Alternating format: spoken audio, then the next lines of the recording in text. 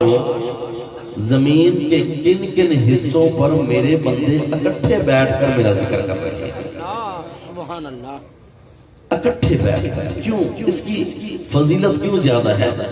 اس لیے کہ بندے کی فطرت ہے کہ دو یا دو سے زیادہ بندے اکٹھے بیٹھ جائیں تو گپ شپ کا کوئی نہ کوئی موضوع تو چلتا ہے. کبھی وہ باتیں سچ ہوتی ہیں، کبھی وہ باتیں جھوٹ ہوتی ہیں، کبھی وہ باتیں ثواب ہوتی ہیں، کبھی وہ باتیں گناہ ہوتی ہیں، کبھی کسی کی غیبت ہوتی ہے، کبھی کسی پر بہتان ہوتا ہے، کبھی جھوٹ کا پلندہ ہوتا ہے، کبھی وہ ایسا پروپیگنڈا ہوتا ہے، کبھی جھوٹی سیاست کی بات ہوتی ہے، کبھی وزارت کی بات ہوتی ہے.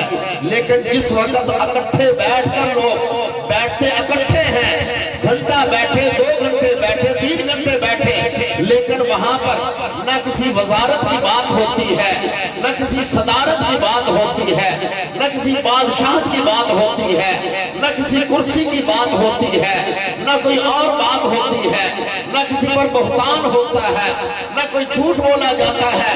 صرف ایک ہی کام ہوتا ہے، یا اللہ تیرا نام بار بار لے لیا جائے. جب بار بار اللہ پاک کا نام لیا جاتا ہے تو اللہ پاک بھی راضی ہوتے ہیں کہ دیکھو میرے بندے بیٹھے تو اکٹھے تھے، لیکن اکٹھے بیٹھ کر بھی ان کی زبانوں نے اور کوئی کام نہیں کیا، صرف میرا نام لیا. سبحان اللہ.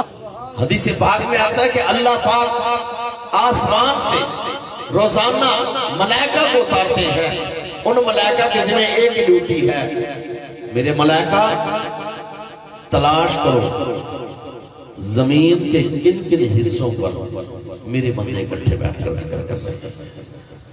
حدیث پاک بخاری شریف مسلم شریف میں آتا ہے ملائکہ اترتے ہیں، ان کی تعداد کتنی ہے؟ وہ کروڑوں کی تعداد میں یا لاکھوں کی تعداد میں جوگ در جوگ اترتے ہیں، زمین پر پھیل جاتے ہیں. حدیث پاک میں آتا ہے کہ جب ایک فرشتہ ایک جگہ پر محفل ذکر کو دیکھتا ہے تو اپنی ٹولی، اپنی جماعت کو آواز لگاتا ہے، ہلمو الی حاجتکم، آ جاؤ، جس کام کے لیے اللہ پاک نے بھیجا تھا وہ کام مل گیا. کیونکہ ان کے ذمہ تھا، ملائکہ کے ذمہ تھا کہ تم نے مجالس ذکر کو تلاش کرنا ہے، مجلس ذکر کو تلاش کرنا ہے، محفل ذکر کو تلاش کرنا ہے. حالانکہ رب تعالیٰ تو خود ہی سب کچھ دیکھ رہا ہے، رب تعالیٰ تو خود ہی سب کچھ دیکھ رہا ہے. وہ ذات ہر بات کا علم بھی ہے، ہر چیز کو دیکھ بھی رہی ہے، ہر بات کو سن بھی رہی ہے. لیکن اس کے باوجود اللہ پاک ملائکہ سے فرماتے ہیں کہ تم نے تلاش کرنا ہے زمین کے کن کن حصوں پر بیٹھ کر اکٹھے ذکر ہو رہا ہے. ملائکہ جب محفل ذکر کو پا لیتے ہیں، مجلس ذکر کے ارد گرد بیٹھ جاتے ہیں.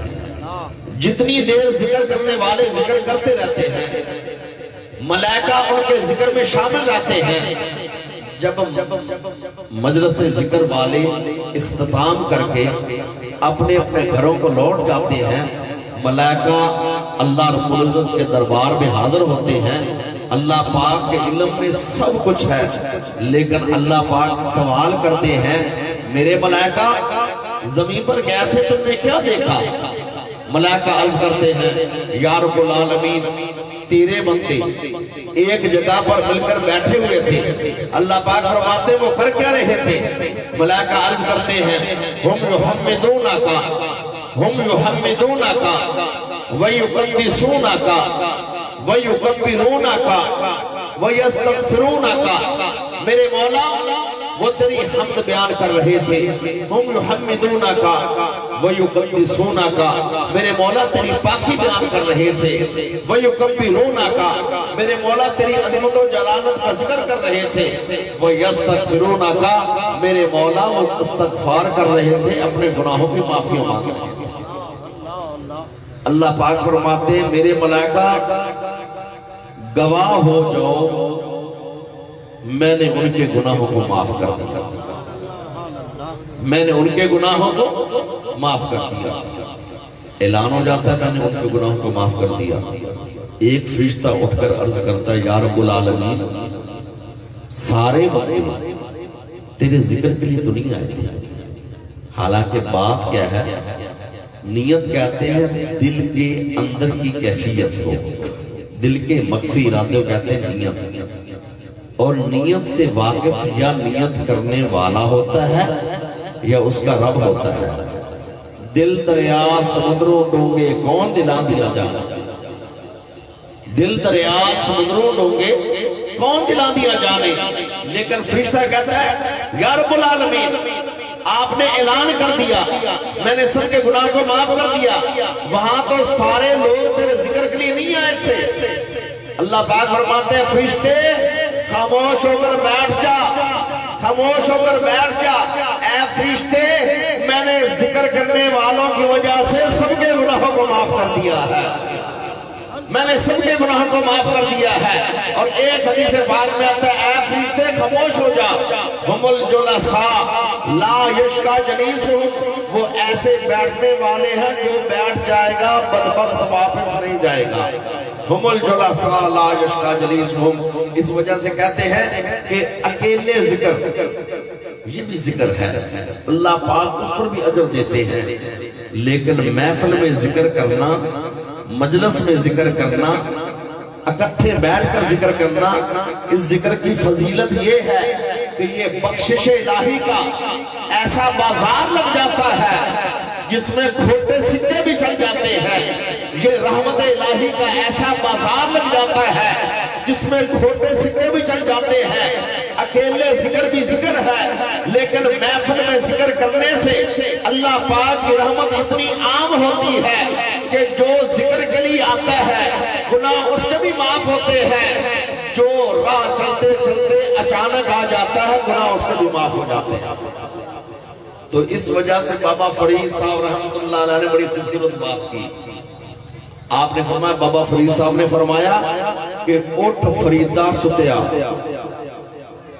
اٹھ فریدہ ستیا میلا ویکھن جا, متا کوئی بخشا مل پوی تے تم ہی بخشا جا. اٹھ فریدہ ستیا میلا ویکھن جا, متا کوئی بخشا مل پوی تے تم ہی بخشا جا. بابا فرید صاحب کہتے ہیں چل اللہ دے بندیا چل نکل ویکھ میلے. میلہ لوگ تو کہتے ہیں کہ میلہ وہ ہوتا ہے جس کے اندر سرکس لگی ہو, میلہ وہ ہوتا ہے جہاں پر موت کا کنواں ہو, میلہ وہ ہوتا ہے جہاں کے ایک ایسے تریج کتے کی لڑائی ہو. لیکن صوفیہ کہتے ہیں میلہ وہ ہوتا ہے جہاں یار کا میل ہو جائے, یہاں رب کا قرب مل جائے, رب تعالیٰ سے ملاقات ہو جائے. جس میلے میں میل نہ ہو وہ میلہ ہی نہیں ہے. آپ فرماتے ہیں اٹھ فریدہ ستیا میلا ویکھن جا, متا کوئی بخشا مل پوی تے تم ہی بخشا جا. تو اس لیے محفل ذکر یہ رحمت الہی بخشش الہی کا ایسا بازار لگ جاتا ہے جہاں کھوٹے سکے بھی چل جاتے ہیں.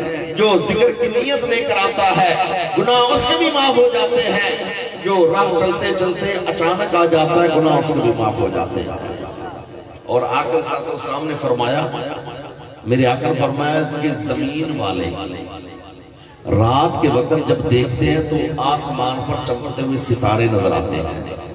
میرے آقا فرماتے ہیں زمین کے جن ٹکڑوں پر, زمین کے جن حصوں پر میرے بندے اکٹھے بیٹھ کر ذکر کرتے ہیں, زمین کے وہ حصے ایسے چمکتے ہیں جیسے آسمان پر ستارے چمکتے ہیں, آسمان پر ستارے چمکتے ہیں. اور پھر محفل ذکر میں اکٹھے ہوتے ہیں لوگ, ان کا خاندان ایک نہیں ہوتا, برادری ایک نہیں, رہنے کی جگہ ایک نہیں, گھر ایک نہیں, ہوتے مختلف ہیں, مختلف جگہ ہوتی ہے, لیکن آتے کیوں ہیں؟ رب کا ذکر ہو جائے, رب کے حبیب کا ذکر ہو جائے. حدیث پاک میں آتا ہے کہ جب قیامت کا دن ہوگا اللہ پاک کے عرش کے علاوہ کسی جگہ سایہ نہیں ہوگا, اللہ پاک کے عرش کے علاوہ اور کسی جگہ پر سایہ نہیں ہوگا، چھاں نہیں ہوگی۔ میرے آقا نے فرمایا 7 قسم کے لوگوں کو، 7 قسم کے لوگوں کو اللہ اپنے عرش کا سایہ دے گا۔ ان 7 میں سے ایک قسم وہ ہے جو ملتے ہیں تو اللہ کی رضا کے لیے، ملتے ہیں تو اللہ کی رضا کے لیے، جدا ہوتے ہیں تو اللہ کی رضا پر۔ میرے آقا فرماتے ہیں کہ اللہ پاک قیامت کے دن ان کو اپنے عرش عظیم کا سایہ نصیب فرمائے گا۔ اور پھر محفل پاک میں یقین میں بزرگ بھی بیٹھے ہیں، نوجوان بھی بیٹھے ہیں، تو نوجوانوں کے لیے اسی حدیث کا حصہ میرے آقا نے فرمایا ان 7 قسموں میں سے وہ بندہ جس کی جوانی اللہ کی بندگی میں اور یاد میں گزر جائے، میرے آقا فرماتے ان نوجوانوں کو اللہ پاک اپنے عرش کا سایہ نصیب فرمائے گا۔ یہ بڑی بات ہوتی ہے کہ نوجوانی کی عمر ہو، ذہن کچھ اور کہتا ہو، دوست مشورے کچھ اور دیتے ہو، لیکن بندہ کہے میں نے تو سارے کام چھوڑنے، میں نے تو اللہ کے ذکر کی محفل میں جانا۔ جس کی جوانی اللہ پاک کی یاد میں گزر جائے، میرے آقا فرماتے ہیں اللہ پاک اس کو اپنے عرش عظیم کا سایہ نصیب فرمائے گی۔ تو آقا صلی اللہ علیہ وسلم نے فرمایا ہر چیز کے میل اتارنے کا کوئی نہ کوئی ذریعہ ہے۔ میرے آقا نے فرمایا لِكُلِّ شَيْءٍ سِقَالَةٌ، فرمایا ہر چیز کو صاف کرنے کا کوئی نہ کوئی ذریعہ ہے۔ فرمایا سِقَالَةُ الْقُلُوبِ، دلوں کو صاف کرنا ہو تو اس کا بھی ایک حل ہے۔ فرمایا سِقَالَةُ الْقُلُوبِ، اگر دلوں کو صاف کرنا ہے ذکر اللہ کی یاد سے میلے دل صاف ہو جاتے ہیں۔ اب سوال ہے چلو کپڑے تو میلے ہو گئے، موٹر سائیکل پر بندہ سفر کرے، چہرہ یا آنکھوں پر یا مٹی آ جاتی ہے، گرد و غبار لگ جاتا ہے، دل تو بہت اندر ہے۔ پہلے کپڑے ہیں، پھر بنیان ہے، پھر بندے کا گوشت ہے، پھر ہڈیاں ہیں، پھر دل تو اندر ہے، آیا دل بھی میلا ہو جاتا ہے؟ سرکار نے فرمایا کہ جب کوئی بندہ گناہ کی طرف راغب ہوتا ہے، ایک گناہ کرتا ہے، اس کے دل پر ایک کالا نقطہ لگ جاتا ہے۔ اگر توبہ کی توفیق مل جاتی ہے اس کا وہ کالا نقطہ دھو دیا جاتا ہے۔ اگر گناہ کرنے کے بعد توبہ کی طرف راغب نہیں ہوتا، ایک اور گناہ کرتا ہے، ایک ساتھ کالا نقطہ اور لگ جاتا ہے۔ خدا نہ خواستہ گناہ پر گناہ کرتا گیا، نیکی کی طرف راغب نہیں ہوا، اچھائی کی طرف راغب نہیں ہوا، یاد الہی کی طرف راغب نہیں ہوا، نقطے پر نقطہ لگتا گیا۔ میرے آقا فرماتے ہیں اللہ نہ کرے کسی کے ساتھ یہ ہو، پھر ایک دن وہ آ جاتا ہے کہ اس کا سارا دل کالا سیاہ ہو جاتا ہے، پھر اس کو اچھائی اور برائی کے درمیان فرق ختم ہو جاتا ہے، درمیان میں تمیز ختم ہو جاتی ہے۔ پتا چلا کہ جس طرح بندے کا بدن میلا ہوتا ہے، کپڑے میلے ہوتے ہیں، دل بھی میلا ہوتا ہے۔ دل کس چیز سے میلا ہوتا ہے؟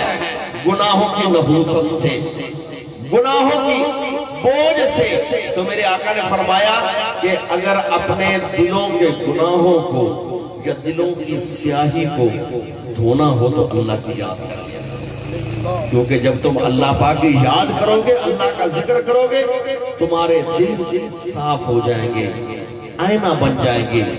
اور وہ اولیاء کرام کہ جن کی ہم مثالیں دیتے ہیں یا جن کے واقعات کتابوں میں پڑھتے ہیں کہ بیٹھے کہاں ہوتے ہیں، دیکھتے کہاں ہیں، اس کی وجہ یہ ہوتی ہے کہ انہوں نے اپنے دل والے شیشے کو صاف اتنا کیا ہوتا ہے کہ ان کی یہ آنکھیں بند بھی ہوں لیکن اللہ پاک کی دی ہوئی عطا سے ان کے دل کی آنکھیں بڑی دور تک دیکھ رہی ہوتی ہیں۔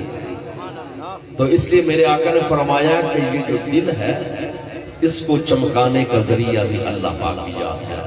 اور آقا صلی اللہ علیہ وسلم نے فرمایا کہ جس کو اللہ پاک کی یاد نصیب ہو جائے وہ ایسے ہے جیسے کہ زندہ، مثل الذی یذکر والذی لا یذکر کمثل الحی والمیت، فرمایا جس کو اللہ کی یاد نصیب ہو جائے وہ زندہ ہے، اور جو اللہ کی یاد سے غافل ہو گیا ہوتا ہے۔